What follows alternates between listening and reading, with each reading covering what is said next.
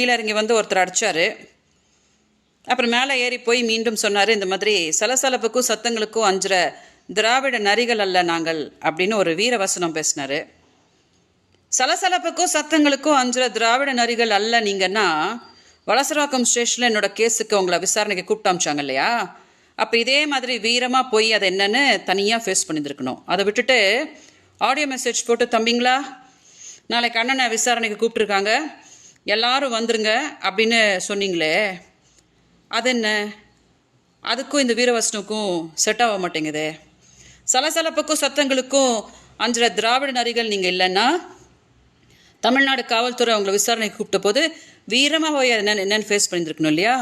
பயந்து ஓடி போய் எதுக்கு சுப்ரீம் கோர்ட்டில் ஸ்டே வாங்கிட்டு நீங்கள் இப்போ பண்ணிகிட்ருக்கீங்க? நீங்கள் தான் போய் ஸ்டாலின் சார் வீட்டில் போய் பம்பிக்கிட்டு அவர் என் அண்ணன், தயாளு அம்மா என்னோட அம்மா அப்படின்லாம் சொல்லிட்டு உறவு கொண்டாடிட்டு இருக்கீங்களே தவிர, அவங்க யாரும் உங்களுக்கு பயந்து அஞ்சு ஐயோ என் தம்பி அப்படின்லாம் யாரும் உறவு கொண்டாடிட்டு இல்லையே. அதனால் இந்த வீரவசனம் என்ன அப்படின்னு எனக்கு புரியவே இல்லை. பார்த்துட்டு இருக்கவங்களுக்கு யாருக்காவது அந்த வீரவசனம் என்ன, அப்போ இதென்ன அப்படின்னு புரிஞ்சிச்சு அப்படின்னா எனக்கு கொஞ்சம் சொல்கிறீங்களா?